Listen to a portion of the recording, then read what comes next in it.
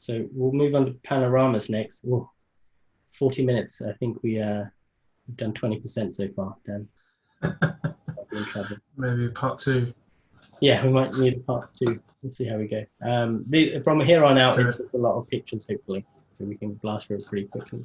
Melanie, Melanie, you're asking about environment mapping. Can you just quickly, I kind of forgot where that slots into what we were doing. Is there any chance you could ask in, what you mean by that question? Just it has something to do with environment mapping.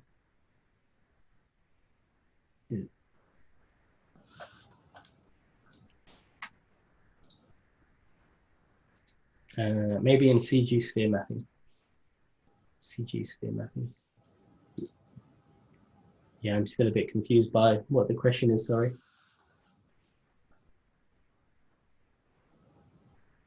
Unless I've answered it already. Okay, doesn't matter. Cool, I'll pretend I answered it and you're happy. Okay, so panorama, sorry? Smooth. Yeah. I mean, I guess, are you talking about creating 3D environments from images, which would link into photogrammetry? Yeah. Okay. So 3D environments so photogrammetry for environments. Environment mapping is kind of a term used when you use a drone to map the environment. Yeah, I've got some stuff that coming. Yeah, we should have time to cover that. We've got some bits on photogrammetry and LiDAR. And actually, yeah, like you said, I would map the HDRI onto the environment or the panoramas onto the environment for a more realistic result. So yeah, we can definitely cover that. So I'll leave your question up and we'll definitely get back to that. Okay, cool.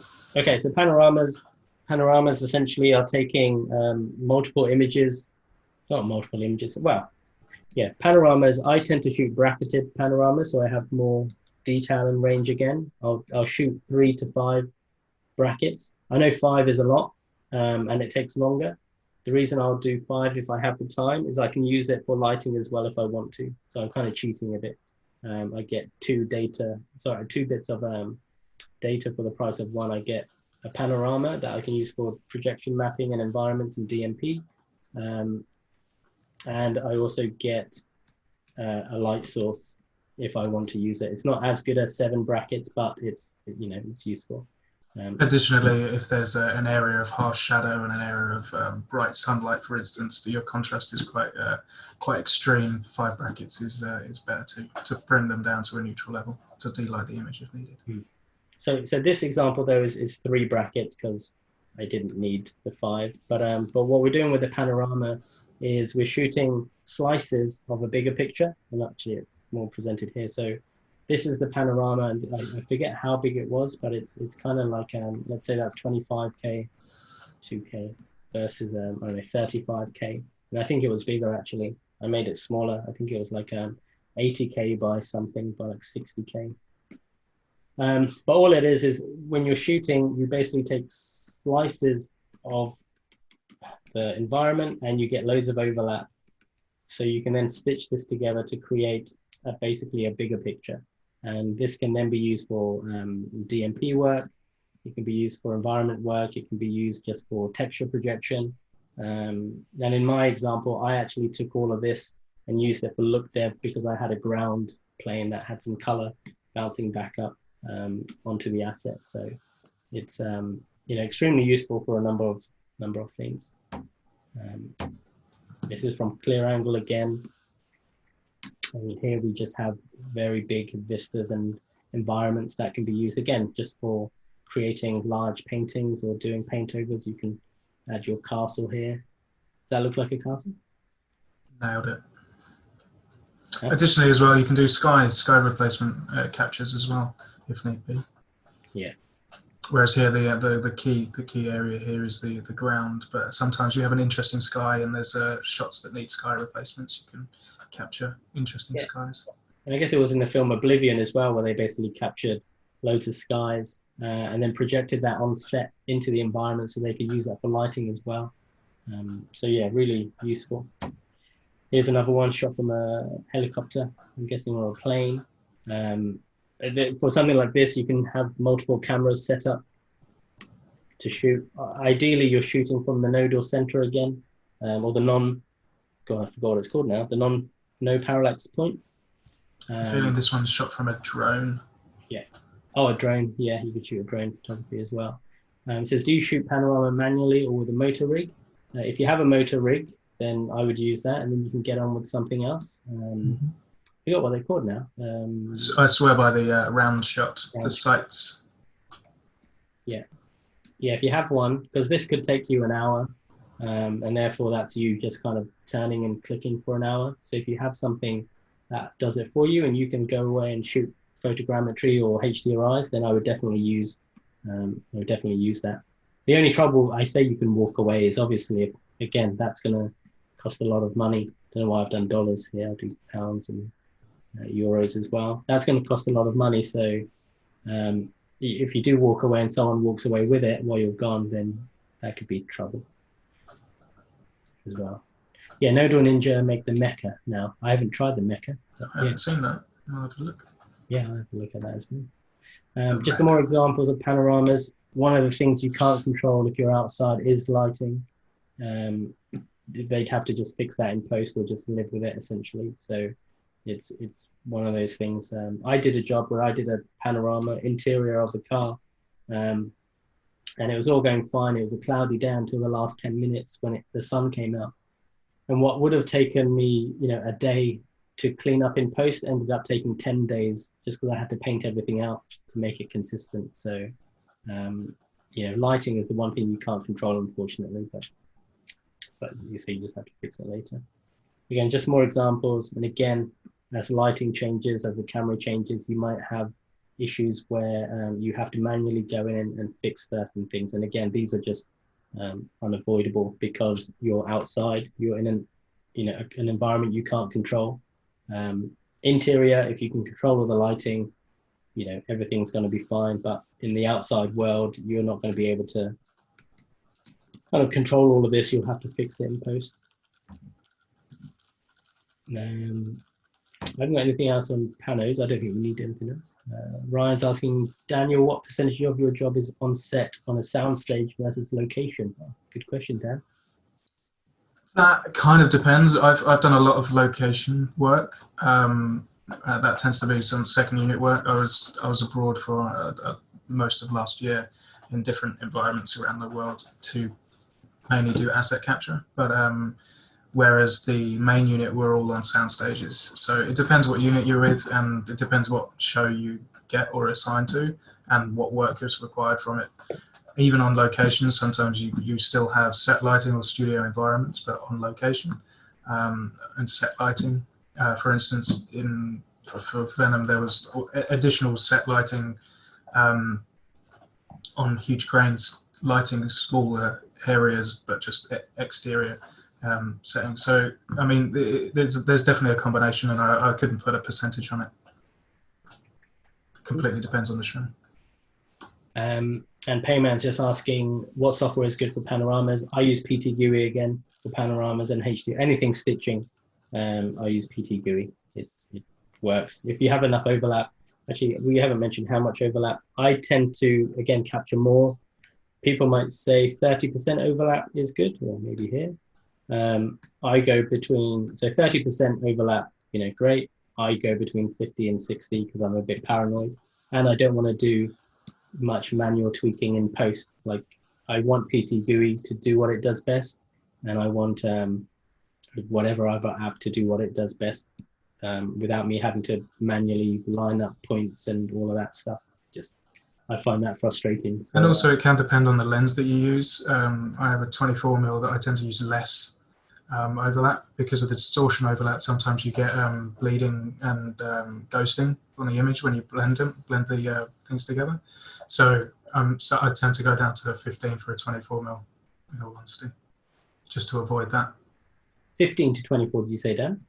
No, the 24mm lens, I sort of average around 15% overlap. Oh, 15% overlap. Yeah. Yeah. Cool. So hopefully, Melanie, this kind of starts to answer what you're asking about environment mapping. We do photogrammetry and LiDAR. I've got it just all under geometry reference as opposed to LiDAR reference and photogrammetry, primarily because what you're trying to do with both is essentially give information about the geometric surface of an environment or an asset, geometric representation of what those assets are. So this is just an example of photogrammetry, and I think I've got a better example here. So you can see how many images were taken of this simple camera.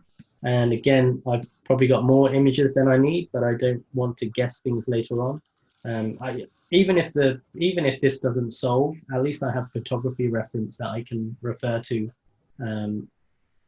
for information. Because what I don't want to do is get back to the office and be like, what does this thing look like underneath? And be like, oh, I've got no photos, I've got no geometry reference, I've got nothing. So I would take general reference as well. But this is around 200-ish cameras.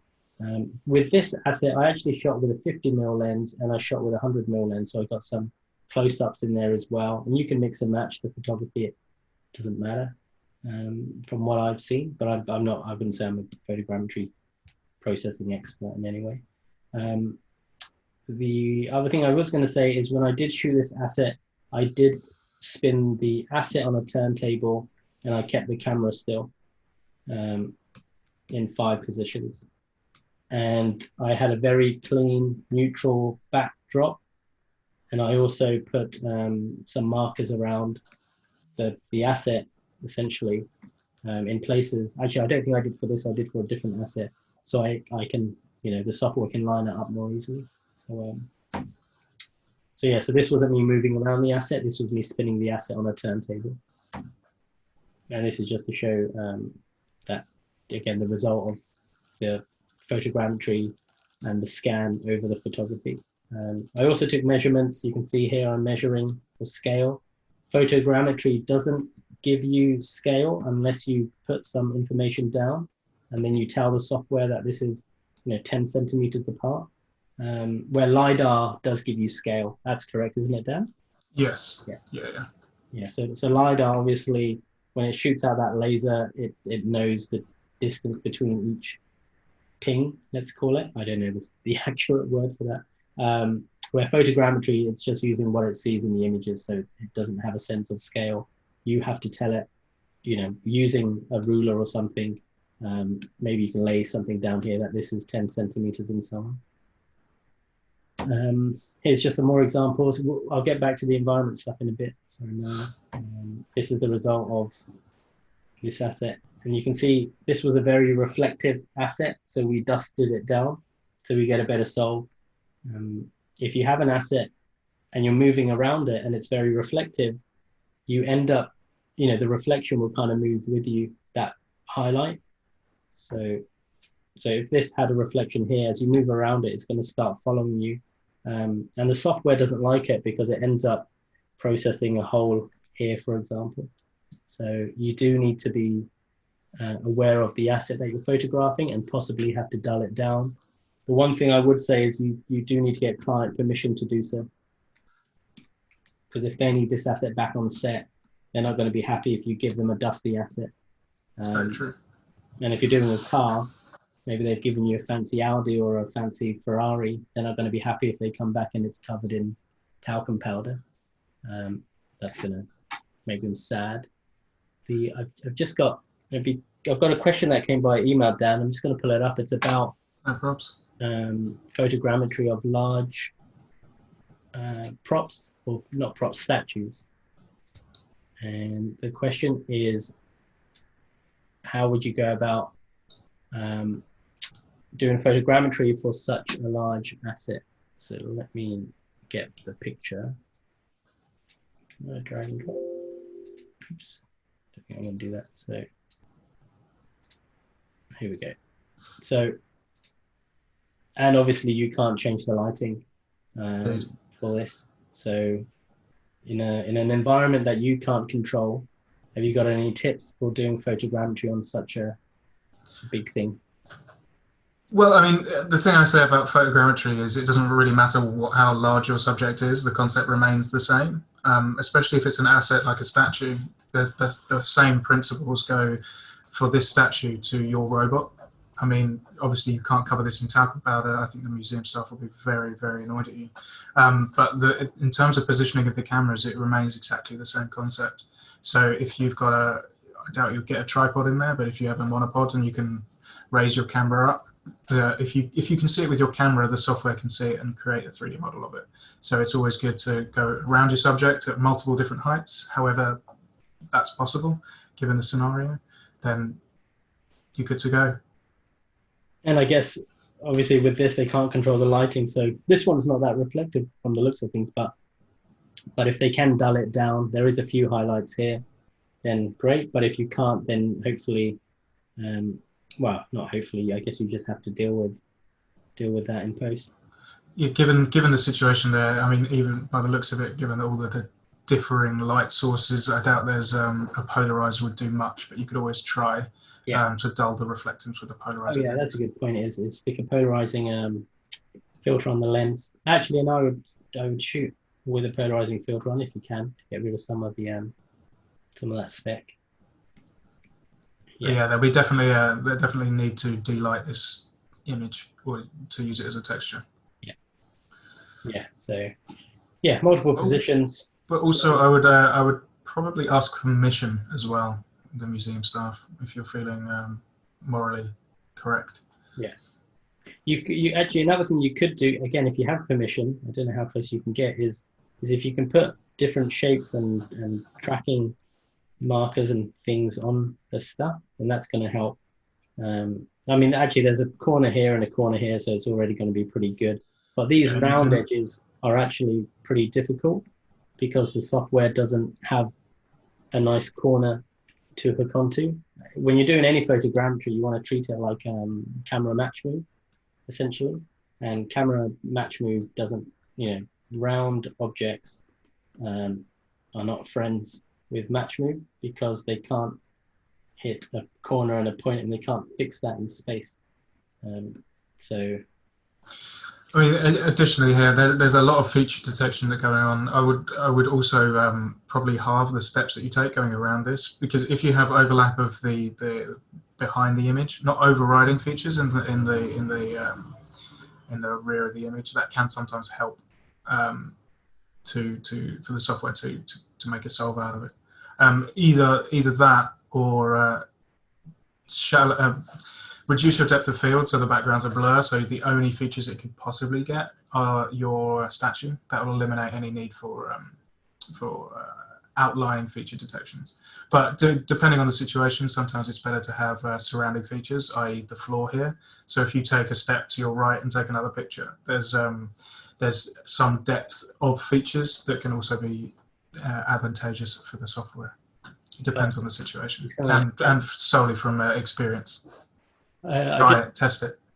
Yanis, you should be able to talk hopefully now. I mean, yeah. Hi, can you hear me? Yeah. Great, thank you. Yeah, it was my question, and I think I might have phrased it a little bit bad because, as you said already, the lighting in the museum is absolutely terrible because you have all those different light sources, you have all those harsh shadows on the sculpture and stuff. And my question was, because I do have permission from the museum, how would you, or is there a way to artificially set up the lighting that is ideal for photogrammetry of such big items? Because I tried to do it with a ring flash, for example, with mixed results. So some of them come out really nicely, but then you need to go in really close because the ring flash isn't obviously strong enough to illuminate sculptures that are 2 meters high. You could try and control your lighting more. If you've got permission from the museum, you could get a couple of, or probably 4 or more light sources, like lights with polarizing filters. Turn off all of the interior lights that will be adding weirdness to this, and just use your set lighting, and then have a completely controlled environment with your lighting using cross polarization to eliminate any glare. That could be an option as well. And then would you move the lights every time? I mean, I guess that also is relevant for on-scene shoots, not only for museums. Would you then move the lights for every shot, or would you leave the lights in position and just move the camera? I mean, I'll just leave the lights. Sometimes, obviously, depending on the surfaces, the way the light bounces off your subject can differ. But using your cross-polarizing lens, you'll eliminate as much as you possibly can from each angle without the added necessary of moving your light source. I mean, you could either try, I don't know whether you're savvy with a scalpel and a bit of polarizing sheet, you could try polarizing your ring flash with a polarizer as well. Yeah. As long as everything's in line. There's options, but I think this one, what Jay's drawing here magnificently, is probably the best controlled environment that you could accomplish here. Okay, so the main keyword there is the cross-polarization as well. Well, the polarization helps because, I mean, you can see here, if you shine a light on that, there's going to be some specular highlighting, which is not going to help your software. There you go. Roscoe, it's quite expensive. But stuff is pretty expensive. I've got some, but sorry, that's not the stuff I'm looking for. But yeah, the Roscoe polarizing, it's the only place I could find it, if I'm honest with you. Yeah. That was big enough as a roll, and you put it over your lights essentially. But obviously it becomes quite expensive. I think for a 3 meter roll, it was like £300 or so. It's not cheap, but it will give you what you want essentially. I would say it's going to really help. The other reason not to move the lights is going to be is again, if the photogrammetry starts seeing things move, it might confuse it, because if the lights are in the image, which they would be, you know, that's going to capture that light here. And if that starts moving around and it's visible in the photography, it might just confuse things. So I'd want to keep the set as still as possible, set and lighting. For sure. Okay, and glare wouldn't harm the photogrammetry results then? Or would glare the on polarization? image? Yeah. Or glare on your subject, or like glare of your image if you point a camera at a light source? Yeah, exactly.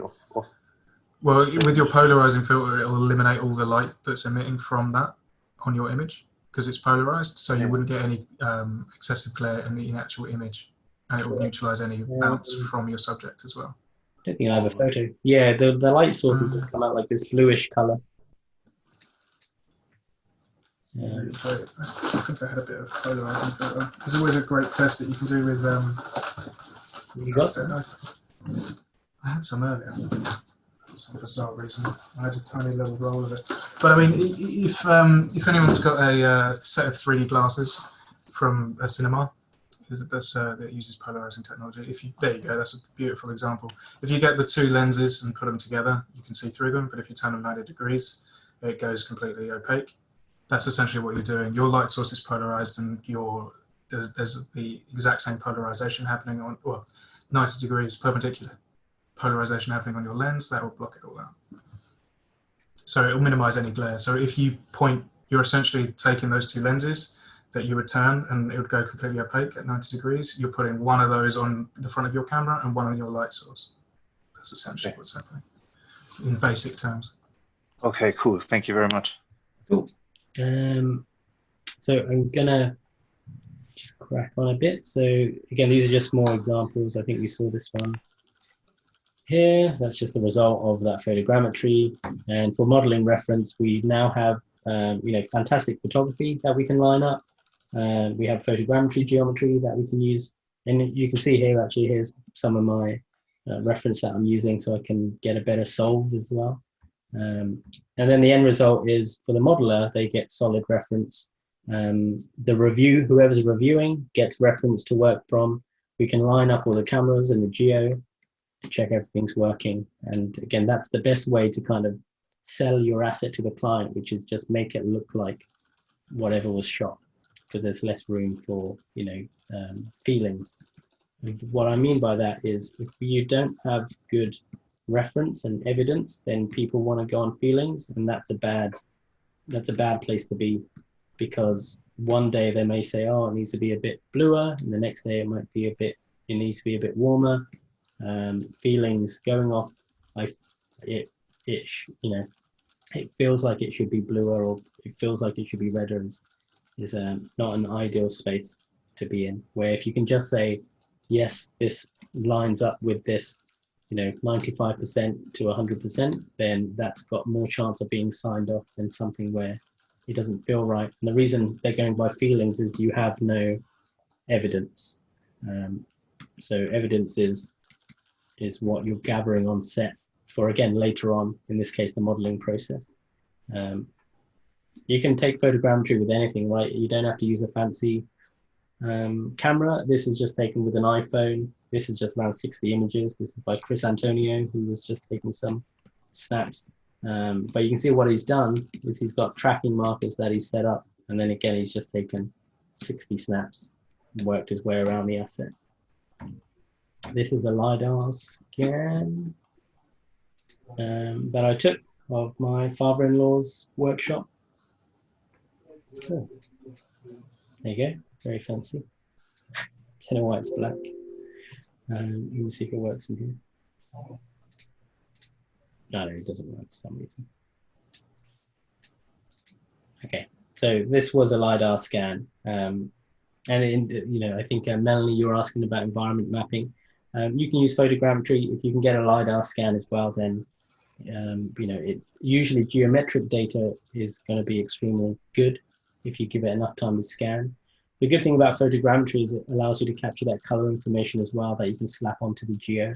With a LiDAR scan, you can capture color as well, and then you can convert that color into a point cloud and then bake that down into the mesh. So that's also going to be useful if you can run through all of those steps as well. I would say on that matter, I think this touches a point, a question from Payman. LiDAR scanners have HDR panos. Is it useful?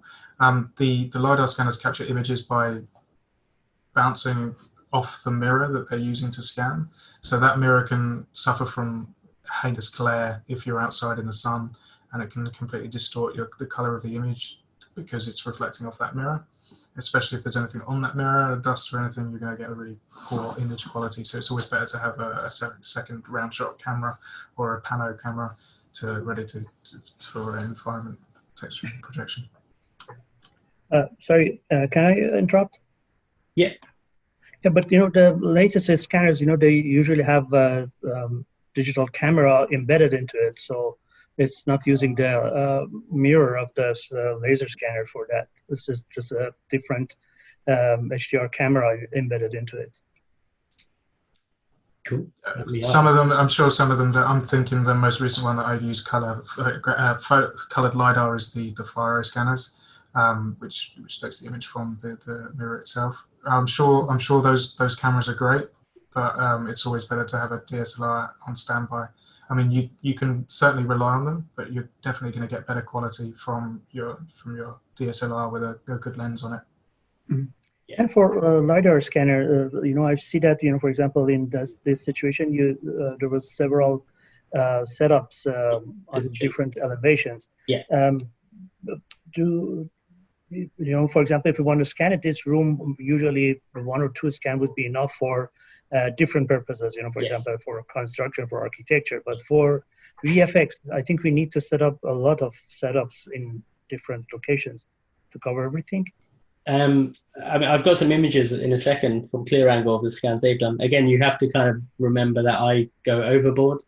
So I think as VFX artists, we always go a little overboard because I speak to some engineers that structural engineers that use LiDAR for mapping their structures, and I would see a subject that I'd want to get complete coverage of, so I haven't got to mess around filling in the blanks later. Yeah. So I would do 10 more scans just because it's easier to do it because I'm there, whereas they would say 2 would be sufficient. Yeah. But again, as Jay's right in there, it's all about time. Yeah, if you have the time, then grab it. If not, grab the broad strokes. But in this case, I had time, so I grabbed lots. Additionally, so as how many well, scans you've done in that truck? In this place, Yeah. I took. Hang on, let me just clear this. I ended up taking 1, 2, 3, 4, 5, 6, 7, 8. Oh boy. Yeah, but again, that's overkill. I mean, I know. I even knew I didn't need 8. The only reason I did it is because I had time, and I knew that if I captured the data, I would get rid of guesswork. I know what's under here, etc., etc. I have all the info. To be honest, I still haven't processed this LiDAR. I processed the photogrammetry, but I haven't processed the LiDAR, but it's very good point cloud data from what I've seen. But I just haven't processed it yet. But feel free to reach out if you need any sample of this kind of stuff. I have tons of them. Oh, that would be amazing. Yeah, if you're happy to share, that'd be great. Yeah, I mean, my usual way that I would scan, I don't know where this pen has gone now, is I usually do this. If this is the environment, I usually, if that's my first scan position, I usually go in a bit of a journey. Like I'll move around in an arc or something, and I would step forward around 2 or 3 spaces, and then I do another scan position, 2 or 3 spaces. What about the elevation? How high you took your scanner? Yeah. Is it like photogrammetry? You have to move it around in different elevation, or just? Well, you need to get underneath. If you need to get underneath, then yeah, you would need to lower it to one higher. It's all line of sight. If you can't see it from the point that you're capturing, just like an image, you won't see it in your scan data. I'm just going to jump in here. Given this sort of room example, it's a lot easier to document and understand what's going on if you grid it rather than arc it. So, for instance, if you would grid this into 9 positions, for instance, if it was a room, 9 points, it's a perfectly square room. Or if, with the example of a street, also you've got to make sure that you understand the range of your scanner as well. So often either going down the middle every 10 meters or 20 meters, depending on what your scanner's range is, and the detail around it. If there's loads of lampposts in the way and you're going to get occlusions, you're going to have to fill those gaps in later, or not, depending on what the use case of your data is going to be. But as a VFX artist or scanning for VFX, I always overscan for safety. Yeah. And can I ask one last question, please? Yeah. On the scanning this situation, are you going to register and join everything together, or just using the single scans independently? It depends on how big the scan is, I guess, and your project. I mean, I've seen things where they might have this all as one scan, but obviously if you're throwing this into Maya for MatchMove or any other app and it can't handle it, or the artist can't work with it, then you might either chop it up or decimate it. So I guess it depends on how big that scan is. I mean, ideally, the more it can be as one piece, it's easier to manage in terms of, files and so on. So, but if each one of this is 20 million, then you're going to be in trouble. Even if you decimate it down to 5 million, it's still actually what you could then do is obviously create a low res proxy mesh for them, for the layout team, and the MatchMove team might use, MatchMove would use LiDAR, and then layout might use proxy, lighting might use proxy, animation. It depends, and sometimes in layout you'd use LiDARs, probably lower resolution LiDARs, but you can map your scene much better, especially if the sequence involves different locations in real world space. You can piece together your LiDAR to create your environment and offset your cameras there as where you need to. And you do it in color or just black and white, your grayscale? Do you use the color scan or just the panchromatic one? The only use case that I've used for colored LiDAR is if you combine it with photogrammetry, because it needs colored LiDAR to combine with photogrammetry at this point in time, or to make it more efficient, you need to. If you're just going to scan an environment to model against or to use as tracking model, there's no need to add extra time and do your colored LiDAR. Okay, thank you, gentlemen. So these are just, this is the photogrammetry of that set. And the reason I pull this up is, again, if you do panoramas, LiDAR, you now have 3D geometry of what's happening. And that makes all the difference with lighting. You're going to have this wall block some light. There's going to be some cast shadow happening from the environment. It really changes how things sit within a plate. Even if you're going to hide this geo later in final, when you're doing your CG still, there needs to be something there for the asset to work with, to get the correct reflections and so on. So I really recommend capturing some geometric reference so you can then use that in post later on. I'm going to blast because we've only got a few minutes left. I think we might end it at surveying, and we can do another, if this is useful, and another kind of run through would be good. We had a lot more to cover. I don't know why I thought we'd run. Usually when I do this, no one asks any questions. So it's great that you are, and I actually, appreciate that you are, because otherwise I feel like I'm talking to no one. Christian's just jumped in and says the match movers like things sliced and decimated, and that's 100% true. Yeah, so Christian's saying, slice and dice for the LiDAR. Cool. So this is, again, just sticking with kind of geometry reference, aerial photography with photogrammetry in this case, and then you can use that in your environment work. Here we have a digidouble, and I'm just blasting through a bit. This is a recent thing. This is a digidouble that's been taken into ZBrush. It's then been cleaned up. So we clean up the raw data. You can then line that up this is in wrap with your retopoed geometry, or let's call it your generic mesh. And then because you have photogrammetry images, etc., that you'll see in a second, you can use that for line up in Maya as well. So we're using photogrammetry, texture reference, photography, and there's no LiDAR for this, sorry, I don't know if I said LiDAR. But yeah, we have all this data to work with. And again, it's all about removing guesswork.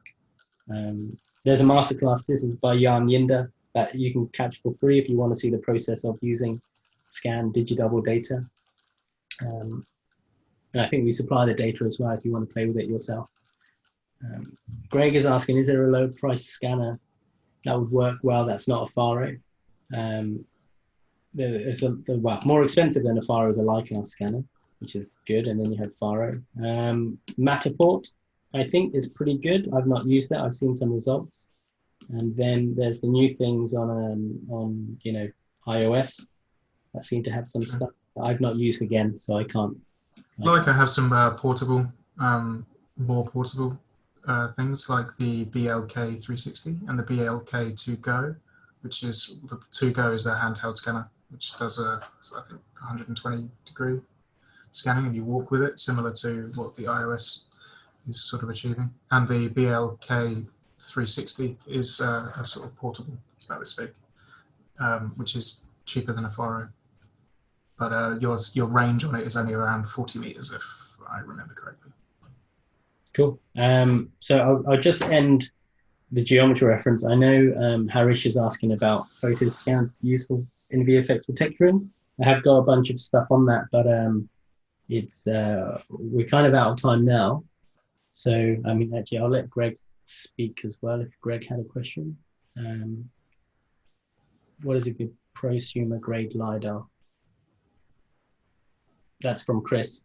Sorry, Greg, you should be able to talk quickly if you had a question. Oh, hey, yeah, you guys already kind of got it with the cheaper, just a cheaper scanner, if they're going to be cheaper. So cool. I think, Chris, hopefully that answered your question with the there's Matterport and other kind of other versions by Leica that they provide. Cool. Yeah, that's great. Cool. Okay, great. Thank you so much, guys. I mean, cheers. Sorry. So we can. I'll pop down another session to cover the other bits. There's texturing, which I was going to cover, which is kind of what Harish is leading on to, and then using that data and look development as well. And then we had a whole bunch of stuff on data. What do you call it? Lens grids. And stuff like that. So maybe we'll do a second session. This stuff is usually a bit quicker.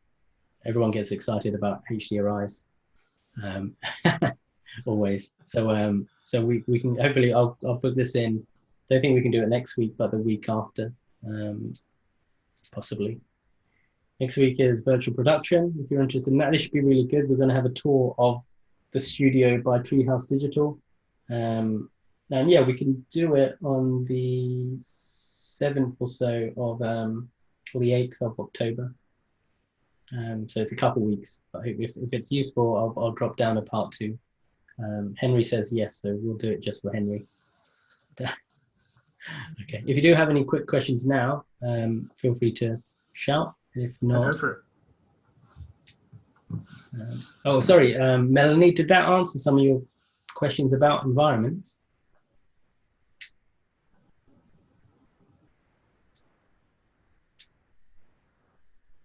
Yeah, cool. Okay, great. Cool. Nice one. So we've answered that. We've done this. Can you talk about photo scans with effects? So we'll do that next time. Pano heads like gigapixel still useful. Yeah, if you can get a gigahead, I would definitely take advantage of that. Environment mapping we covered. Okay, cool. I think we're in the clear, Dan. Sweet. Cool. All right. So thanks very much, Dan. Again. Thank you. Thanks everyone Thanks for everyone for listening. Yeah. And yeah, we'll do this in a couple of weeks. We'll do a follow-up, which is more leading towards texturing, then going into data wrangling. That's the word I was looking for, wrangling. It's a bad job. Okay, all right. Take care, everyone. Oh, the Thanks, video, guys. I'll process it. It'll probably take me a few hours, and then I'll get it uploaded probably later on tonight, actually, so it's available. Okay, cool. See you soon. Bye.